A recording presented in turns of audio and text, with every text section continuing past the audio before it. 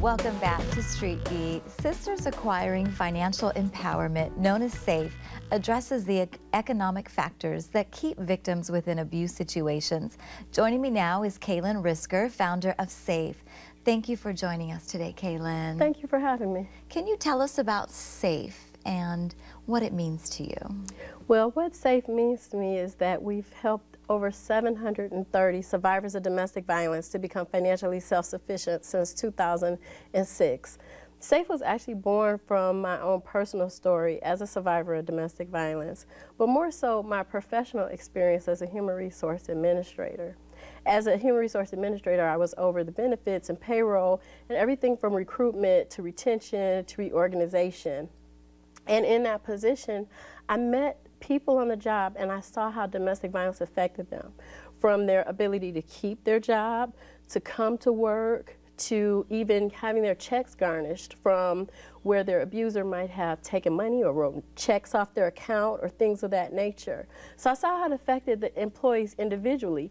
But from the vantage point of the human resource administrator, I saw something else. I saw how it also affected their coworkers, because when that person didn't come to work or when they weren't as productive, then the coworkers had to take up the slack. Yeah. I saw how it affected the company and how the company had to hire additional staff for security and had to hire, purchase a new security system because employees were being stalked and harassed on the job.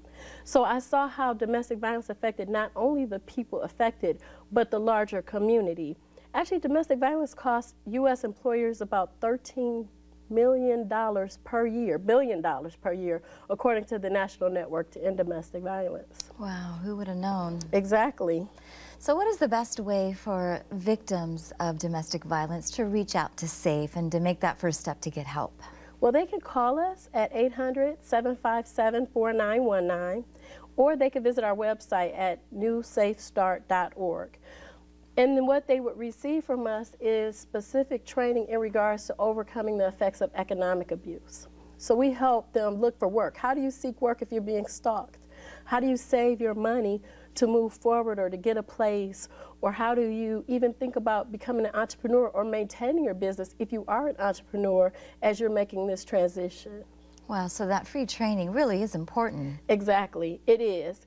Because it's also, in addition to freedom from abuse for so many, it also is helping to reunify families, because sometimes children are taken because of being in an abusive environment. So if the primary caregiver can now go into a safer environment and now be able to financially provide for their children, they've been able to then be reunified with their children. And that's been awesome. Yeah, that's wonderful. Now, is SAFE just for women? I mean, I know domestic violence can work on both ends.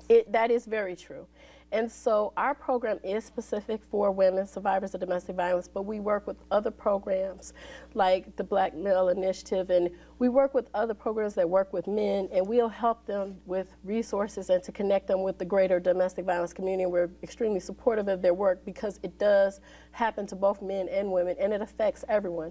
It's going to take everyone to help reduce this problem, to erase the stereotypes, and to understand that it does affect 1 in 4 women currently in our society, and that it does cost so much, and it raises a toll on our children, and that the stereotypes of, well, why didn't she leave, and not understanding that there's only one domestic violence shelter in the city of Detroit with 67 beds, and that the resources aren't there, but if people come together and support each other, it could definitely make a difference. Absolutely. Can you share with us quickly a success story of someone who has come to you? Well, we have a few success stories, and actually each year one of our success stories are highlighted at our annual fundraiser, and at our annual event that we give, we have a conference just for survivors of domestic violence.